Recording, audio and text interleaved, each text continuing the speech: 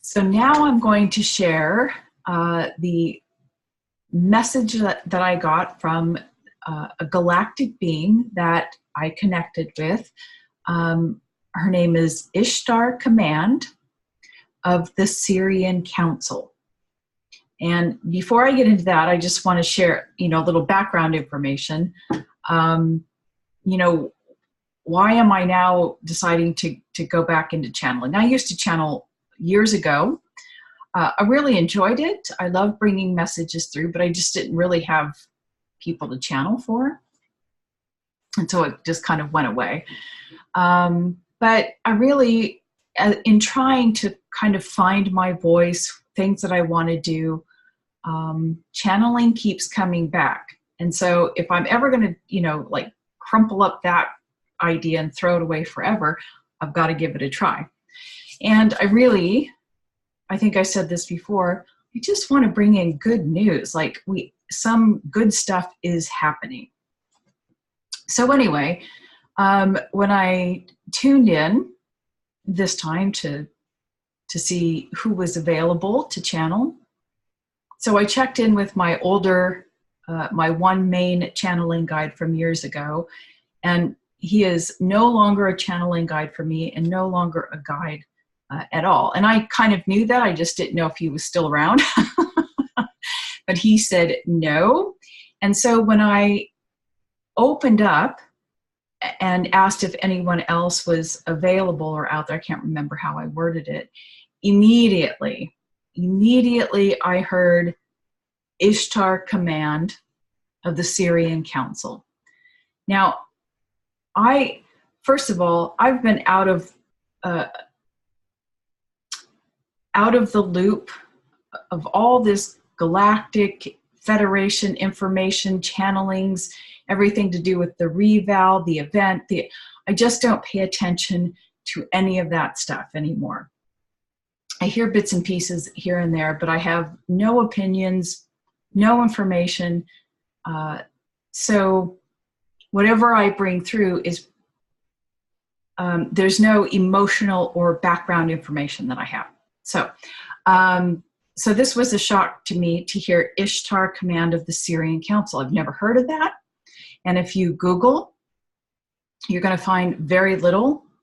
There's no one else that I can find channeling an Ishtar of the Sirian Council. So I really doubted myself. And in the first place, I thought immediately when I heard Ishtar, I thought Ashtar Command. And Ashtar, people have been channeling an Ashtar Command, I think of the Galactic Federation for years now. So many people are. And I think there's a bit of controversy with that particular, whole Galactic Federation and their messages. So when I first heard that, I just no, I don't want that. I'm getting bad information. But she really impressed on me, no, this is Ishtar. And then immediately it came into my vision. It's one of those visions that are vibrant and real.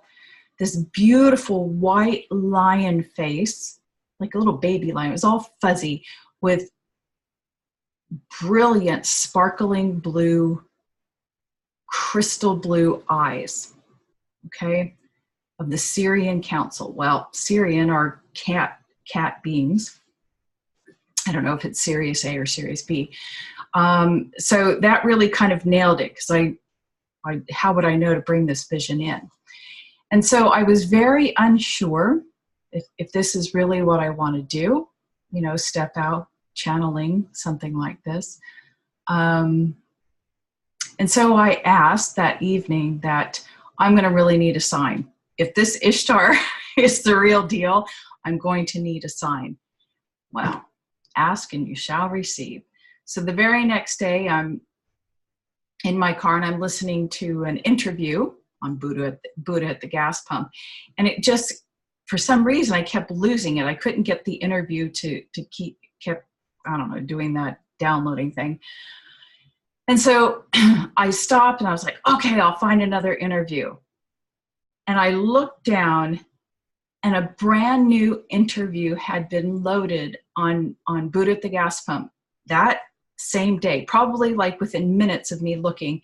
Do you know what the title was?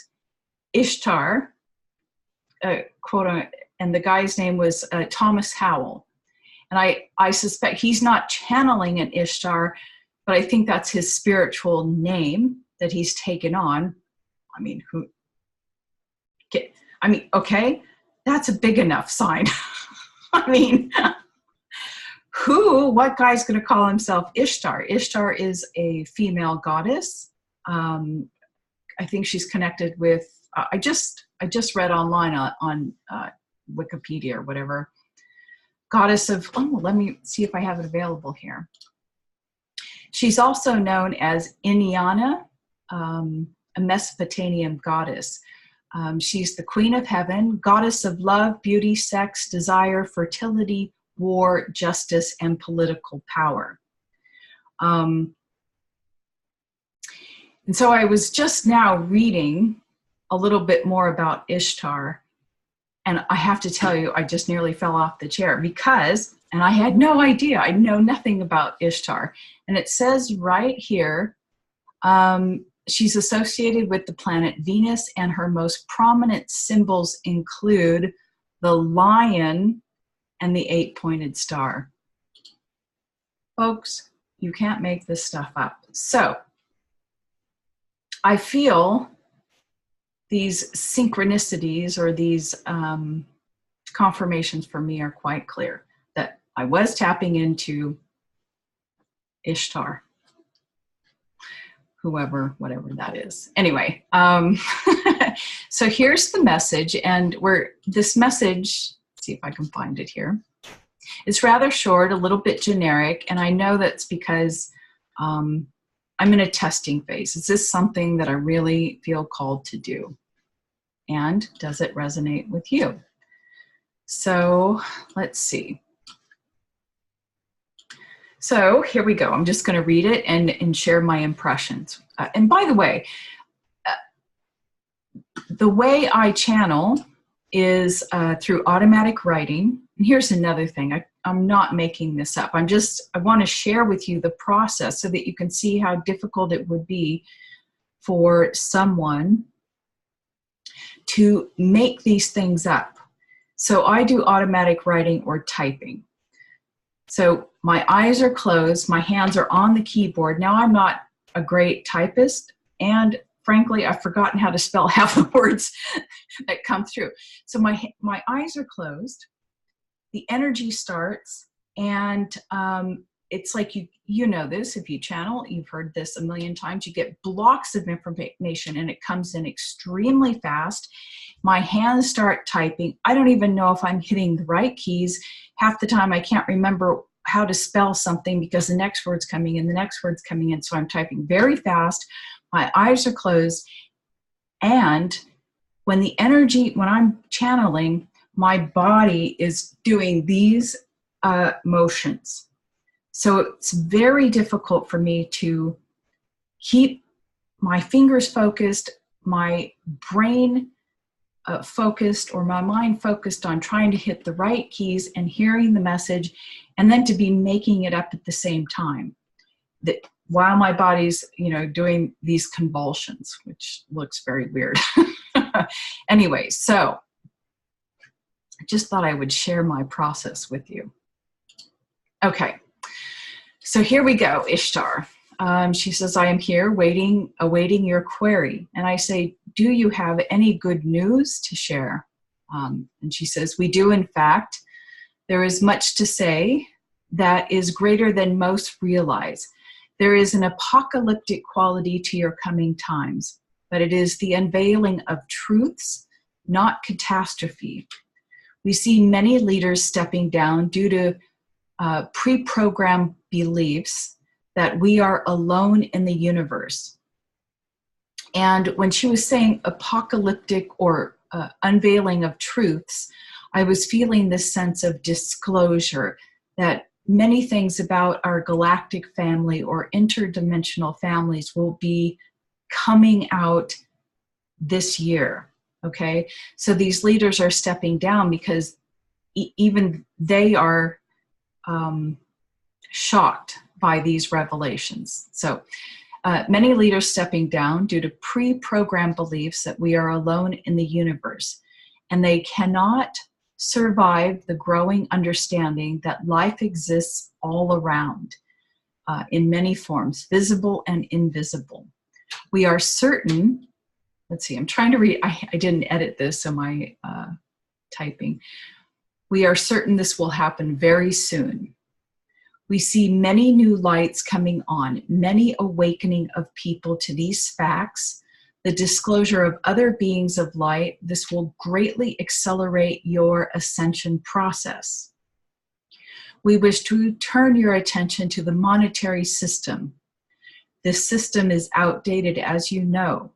However, there is a great interest in silver banking or backing or cryptocurrency.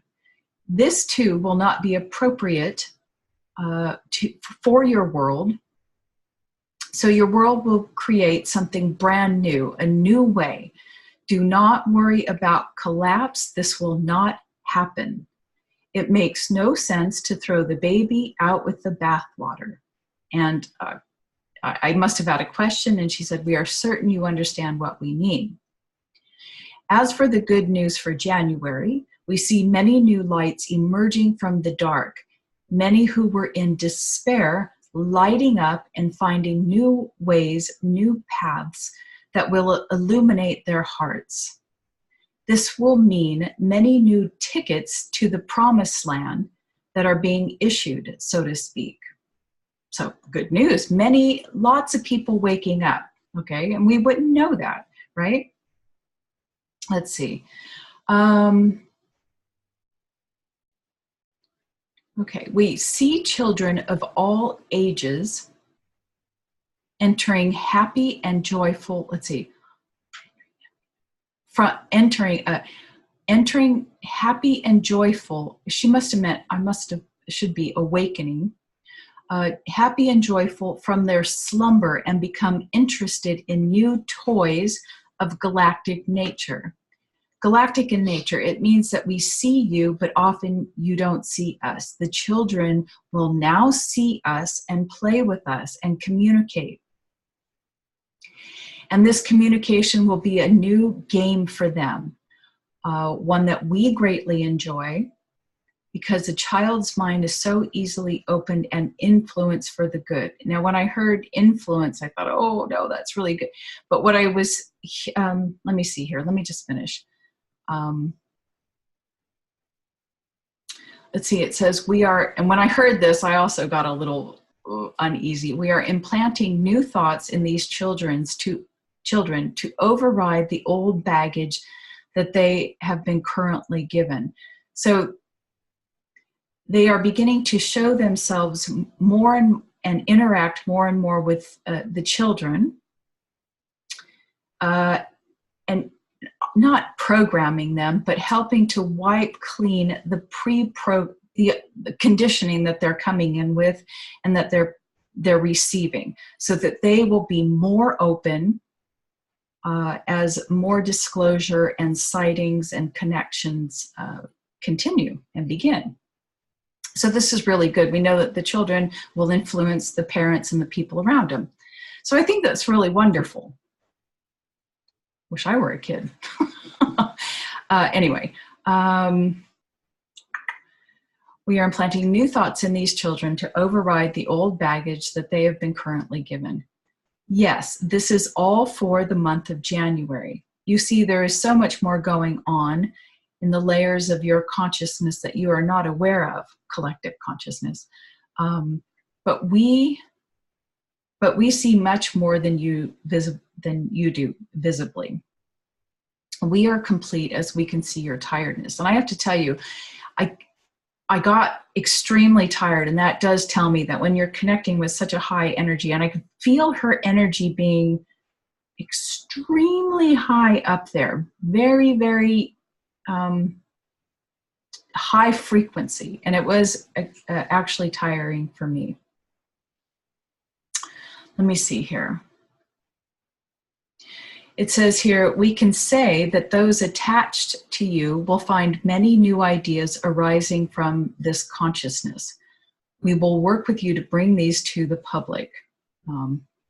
Be wary, however, you have never-ending doubt, and you must trust more. We are complete.